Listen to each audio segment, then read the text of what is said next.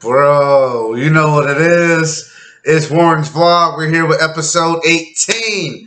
I'm here to review Monday Night Raw from September 27th, 2021. Let's get into it.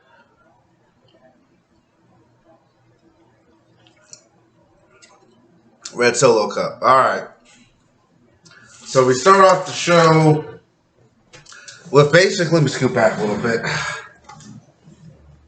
Basically, we start off the show with like a 2-week recap of everything that's happened between Bobby Lashley and Big E. So basically, starting from 2 weeks ago on Raw, when Big E said he was going to cash in, then he successfully cashed in. Then they show what happened at Extreme Rules and the 6-man tag, and I have to correct myself. It was actually Bobby Lashley that got pinned with the big ending, not AJ Styles. That was my mistake that I made during the review of Extreme Rules. So then Raw starts. Jimmy Smith, the commentator, basically says, "Welcome to Columbus, Ohio." And I thought, oh man, are they doing a double shot? Because they were in Columbus for Money in the Bank. And then the graphic comes across the screen and says Cincinnati. And I'm like, oh damn, he just confused two different cities like 3 hours apart. Alright, so we start off with the match, Big E versus Bobby Lashley for the WWE Championship. I'm going to be honest with you. This match was kind of boring. And I thought about this a few minutes ago when I was preparing to do this video. I think that their styles, Big E and Bobby Lashley, their styles are so similar, which on paper you would think that'd be a good thing. But when you got that brawling bruiser style mixed with another brawling bruiser style, it kind of doesn't mesh, at least for me. And I think that's the problem with this match. And it's almost like they just, you know how you have your baby face and you have your heel, and your baby face starts off fire, fire, fire. Then there's a cutoff, and then the heel dominates. And then there's a hope spot, and the heel cuts you off. And then there's a finish. If the heel is going over, or if the baby face is going over, then there's that final comeback. Fire, fire, fire. Here's your finisher for the win. It's like they just skipped a portion of the match where they just went straight to the heat. Like, there was no immediate fire from Big E, the babyface. It was just right to the heat. And it was a couple hope spots, and then it was just right back to the heat again. And then the final hope spot came when Big E, well, hold on, I'm getting ahead of myself. So, Big E hit a spear, that spear through the middle rope, and I cringe every time he does that. But he hit that spear through the middle rope, and then Shelton Benjamin and Cedric Alexander show up with Hurt Business shirts on. And I'm like, oh, didn't Hurt Business like this band earlier this month or earlier this year? I'm a little confused by that. So the Hurt Business are on the outside of the ring. They don't touch Big E, but they let Big E get back in the ring. Or Bobby Lashley comes out and throws Big E back in the ring. Sets up for the spear. Then the New Day comes out and attacks the Hurt Business. They get in the ring. They interrupt the match. The referee throws it out. And it's a DQ finish. This would not be the first DQ finish of the night. And the other one is so fucking stupid. I'll get to it when I get to it. So I gave the match a dislike, but I like how Adam Pearce came out and his, I don't want to say Mr. McMahon voice, but he had an authority. He had some authority to it. He had some bass to his voice. He was like, it's not going to end this way. Not like this. The two of you will fight again for the WWE Championship later on in the show. It is going to be inside of a steel cage. I just gave that a like because I like the delivery of it. So basically this show is being bookended by two WWE Championship matches, one regular match and one steel cage match. And of course the steel cage is the main event. So we'll continue on with the show.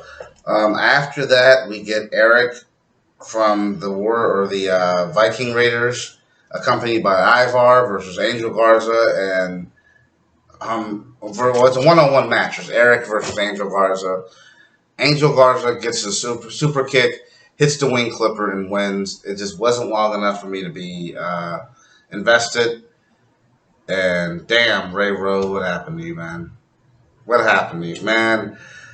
Ray Rowe was the world heavyweight champion in a promotion that I wrestled for. And, just, I mean, yeah, he made it to WWE, but man, I wish they'd do more with him. All right. So then we go to Reggie versus Ricochet. And so here's the thing. You know how I am about the 24/7 shit.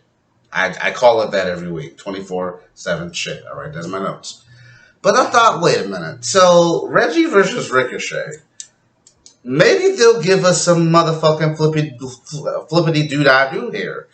This could be an entertaining match, and it was. They did a couple flips, but then when they panned the camera to R-Truth and Drew Gulak and whoever else was at ringside, I'm like, oh no, it's a 24/7 mob crew. So some fuckery is going to happen. And then what happens? Of course, some fuckery happens. Now, this is what irritates me the most, okay? They made it a point to say that the 24/7 rules have been suspended, meaning nobody can interrupt a match and, get the title. Okay, cool. So then, if that's the case, then why have R-Truth cause a DQ? Like, I was under the impression that a 24/7 title match was no disqualification, no count out. So even if you suspend the rule, that's kind of dumb because anybody could just interfere in a match anyway, and then the match gets thrown out, and then the 24/7 rule is lifted. So you're lifting the 24/7 suspension rule by causing a DQ? Like, that is so confusing and stupid. It's stupid. Yeah. So I gave that a dislike. Then we go backstage to a Riddle interview, and Riddle is just, this was like one of the best lines of the night. Riddle says, Randy Orton needs to take some time off, or more importantly, time away from me, because he says he'll RKO me on the concrete. But I'm like, bro, you'll hurt your back if you do that. And Riddle just rambles on, he has his earphones on, and he looks up and he sees AJ Styles and Omos standing there looking at him with disgust. And I gave that segment a like. I really enjoyed that. So Akira Tozawa is still in the ring after the 24/7 shit. And he makes an open challenge. And this is how an open challenge is supposed to work. The wrestler, male or female, walks to the motherfucking ring. They say, hey, I'm issuing an open challenge. And then it's a genuine surprise when you hear the music or when you see the Titanton graphic. Okay? Keep that in mind. All right? Because I'm going to come back to it later on in the show. Or later on in this episode. So, the open challenge is answered by returning Keith Lee. I guess his name is Keith Bearcat Lee. He has like the stripes on his trunks and his wrestling gear. And I don't know how I feel about the name. But Keith Lee is still motherfucking Keith Lee to me. So, of course, he just squashed Akira Tozawa. I liked seeing Keith Lee. It was a surprise for me. It popped the crowd. I gave that segment or match a like. Okay. Now, then we go to Damian Priest versus Sheamus. Now, I gave this match a like, but I have a problem with the booking of it. Or rather, the show that they put it on. If the end goal... Now, listen, I am and will always be a Jeff Hardy fan, okay?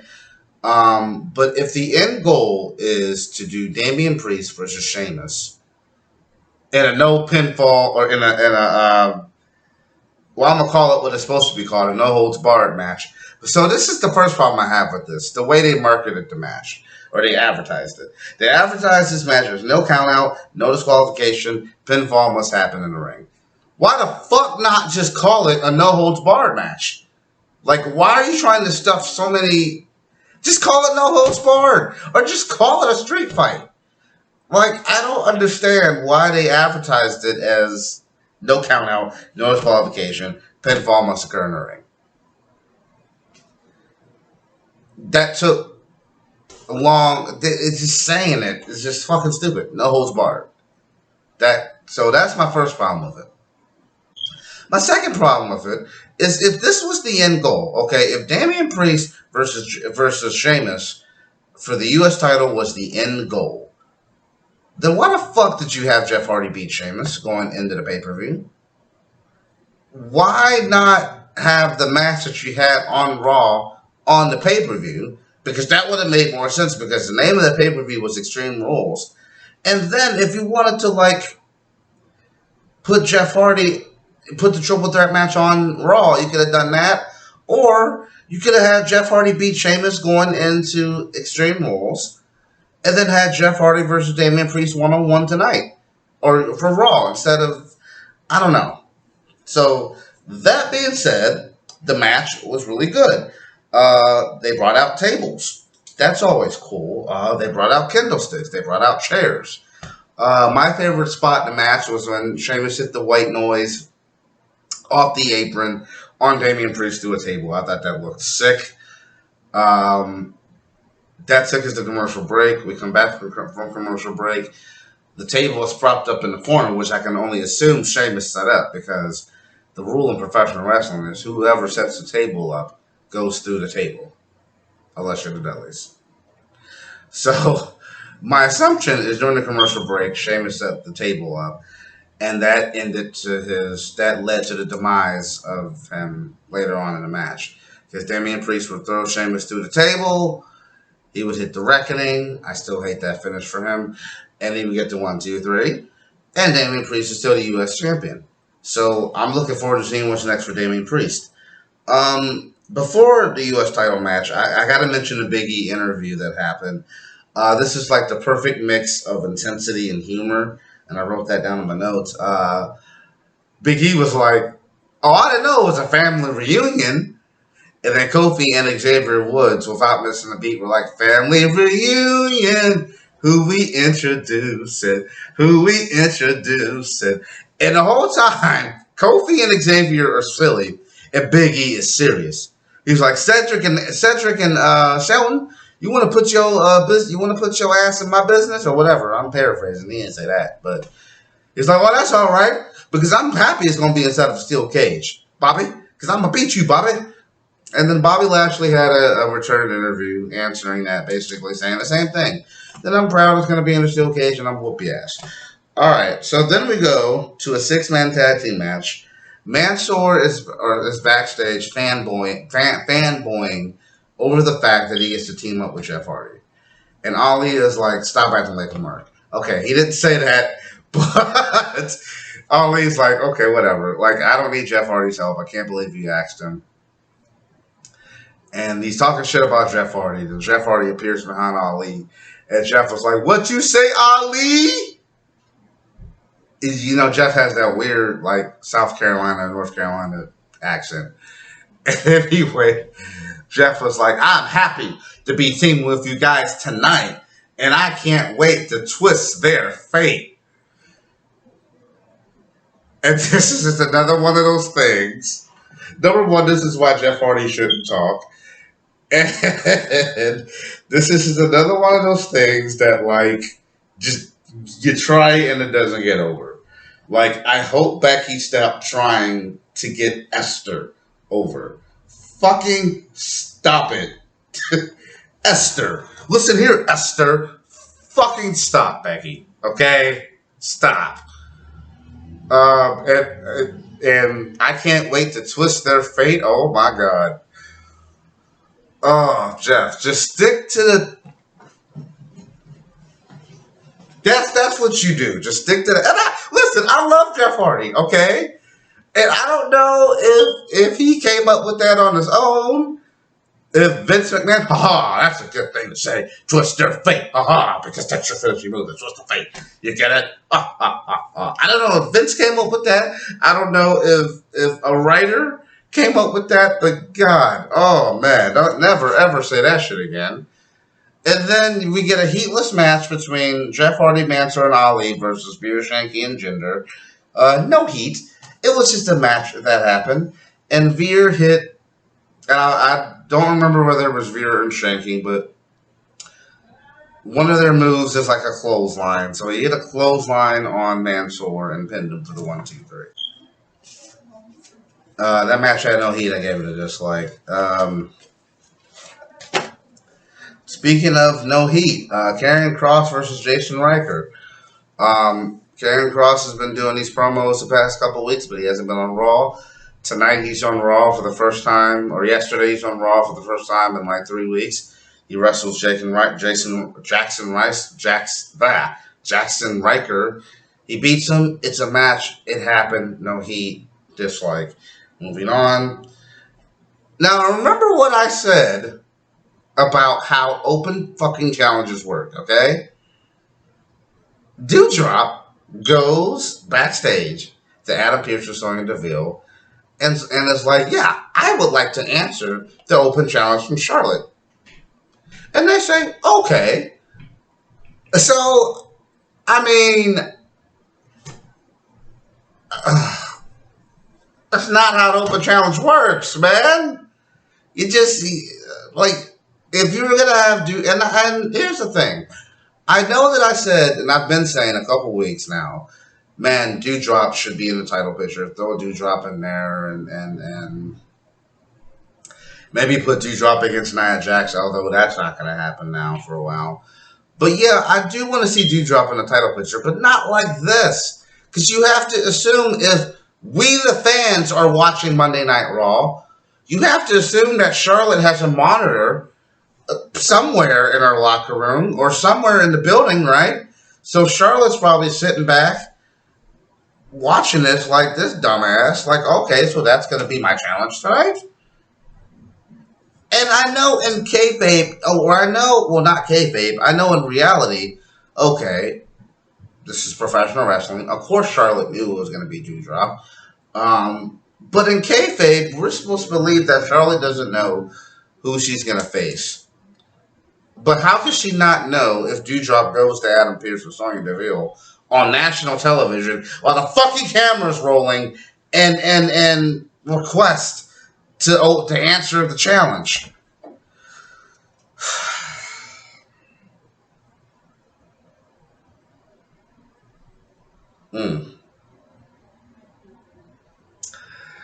So that's what happens. Doudrop answers the challenge.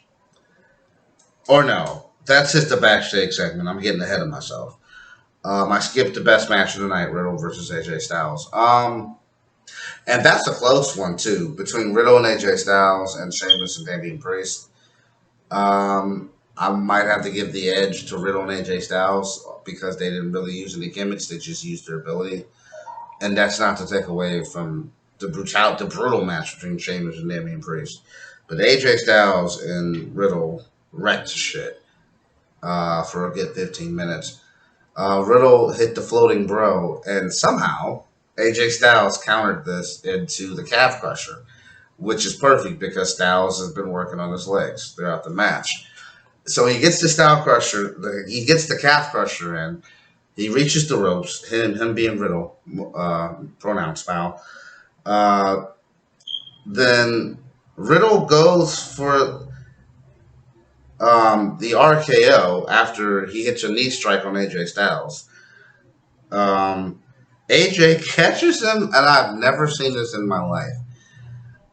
He goes for the RKO, and AJ literally catches him mid-flight into like a torture rack, and then does the burning hammer, and then immediately transitions into like the Styles Clash.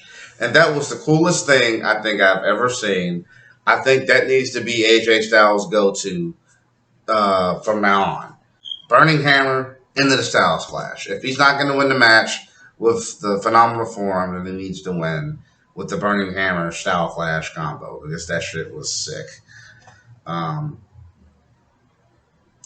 So then they do the Shayna and Nia recap from last week. And if you want to see me laugh my ass off, watch my Raw review from last week about that. I can't breathe. Oh, God. Okay. Then So we do the Charlotte Flair Open Challenge. We all know who it is. Charlotte, you gotta assume, knows who it is. So Dewdrop comes out with her funky ass music, and Eva Marie comes out. And I am like, well, I was about to say, man, I wish they would end this rivalry between Eva Marie and Dewdrop, but I think it might be ended. And I'll get to the reason why in a few minutes. So they have a match. Dewdrop overpowers Charlotte, and is overpowering Charlotte throughout the whole match. Then Eva Marie's music hit, and of course we do the wrestler gets distracted by another wrestler's entrance theme trope. Charlotte hits the natural selection and actually looks good this time, and Charlotte pins Dewdrop and retains her title. Eva Marie gets in the ring to taunt Dewdrop while she's down, and then of course Charlotte clotheslines the living shit out of her, and the crowd pops. Charlotte leaves. We go to commercial break. Um, or no, we actually do the Goldberg interview where Goldberg threatens to kill Bobby Lashley. A little uncomfortable. So he actually used the word "kill" in his promo. Um, so we got to assume that match is going to happen at Saudi Arabia, Crown Jewel. Who knows? But a bit of an uncomfortable promo by Goldberg. Yeah. So then we cut back to Eva Marie in the ring, and she's talking shit about how she could beat any woman in the locker room. And if I would have had Dewdrop's opportunity, I would have beaten Charlotte Flair for the Raw Women's title. No, the fuck you wouldn't have. Anyway, Shayna Baszler comes out and breaks her arm, and Kayfabe breaks her arm, and the crowd eats it up. They actually chant one more time. One more time. That's how you know you got heat. And it was literally the same spot that that Shayna Baszler did with Nia Jax last week. Like the arm was like this way in between the steel steps, and then Shayna Baszler just stomped on her arm. And I think Nia Jax did a better job of showing it than Eva did, but then again, it's Eva Marie. What do you expect? I don't know. All right. So then we go Big E versus Bobby Lashley inside of a steel cage match. What is the point of a steel cage match? The point of a steel cage match is to keep the motherfuckers that are in the ring so that they can't escape unless they're going to win, and to keep other motherfuckers outside of the ring. But that is literally never the case in most steel cage matches. The match even starts with Bobby Lashley jumping Big E before he can even get into the cage. So then they start the match. Well, the match doesn't officially start till we come back from commercial break. But the fight starts outside of the ring. So they're fighting all around the steel cage. They're brawling all around the steel cage. Big E or Bobby Lashley picks up the steel steps, hits Big E in the back, and then we cut the commercial break. Then they're in the cage fighting. Okay. Again, point of a steel cage is to keep motherfuckers out. Never happens. So the Hurt Business show up and they prevent Big E from escaping. Then when Bobby Lashley is about to escape, the New Day show up and they prevent Bobby Lashley from escaping. We go to another commercial break, and then it's announced on commentary that the WWE officials have thrown them both parties out of the ring. Bobby Lashley kicks out of the big ending. Big E kicks out of a spear. So they both kick out of each other's finishers. So what do you do when you can't beat somebody with your finisher? Well, you go to the top rope and you do your finisher off the top rope. It's that easy. Well, the middle rope. So Big E hits the big ending from the middle rope, which actually looked really good. In theory, it's still a dumb move, but at least the visual of it looked better coming from the middle rope. Which kind of contradicts which is kind of contradicting, because I said that the big ending from the ladder was just retarded on Seth Rollins and Money in the Bank.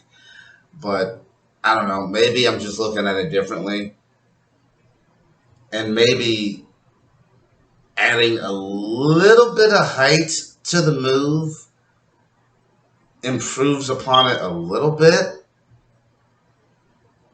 It being from the middle rope, not from the ladder. That's just retarded, but maybe from the middle rope. Bigger than how tall Big E is. Makes the move look slightly better, but it's still dumb in theory. So Big E retains the title. Drew McIntyre comes out and points his sword at Big E. So Drew McIntyre is going to kill Big E. Goldberg is going to kill Bobby Lashley. I don't know what the fuck's going on. So y'all already know how I feel about the sword. Anyway, so Drew McIntyre has made his claim to face the WWE champion, but this could all be for naught if Drew McIntyre gets drafted to SmackDown, or if Big E gets drafted to SmackDown. The announcers and the commentators really drove that point home tonight. This could be the last time we see this match. This could be the last time that this person can have an opportunity at this championship because of the draft. So they're really, really pushing the draft hard. And I told y'all last week how I'm going to do the draft. I'm just going to review both shows like I normally do. And I will report the draft results. Whoever SmackDown acquires, I'll report on it. And whoever Raw acquires, I'll report on it. And so as far as this show goes, there's 8 likes and 5 dislikes. And I'm going to give this show a C. You had 2 great matches. The U.S. title match, and then you had the U.S. title match with Damian Priest and AJ Styles, and then you had Damian Priest and that'd actually be a good match. Damian Priest and AJ Styles, Damian Priest and Sheamus, and you got AJ Styles and Riddle. So you had 2 great wrestling matches. You had so-so WWE, 2 so-so WWE title matches, and then you just had a bunch of crap. So, but I found more than I liked, and it was far more than I liked than I disliked. Like I said, 8 likes, 5 dislikes. I'm going to give the show a C. This has been my Raw review. Also, on this page, I'm going to start posting. I'm parched. Hold on a second.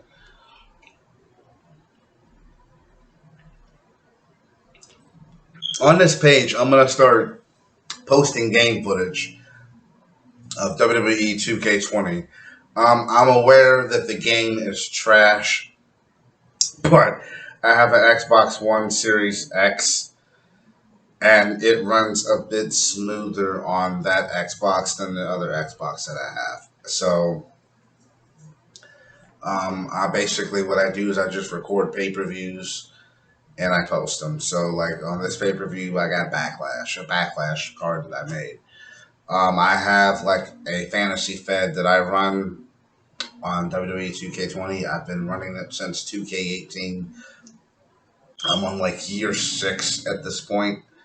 So, in the video, we'll have the description of all the matches that are happening on the card and why they're happening, what championships they're for, and so on and so forth. So, that actually is uploading as we speak right now. So, I don't know which video is going to drop first. I don't know if it'll probably be this one because it's shorter.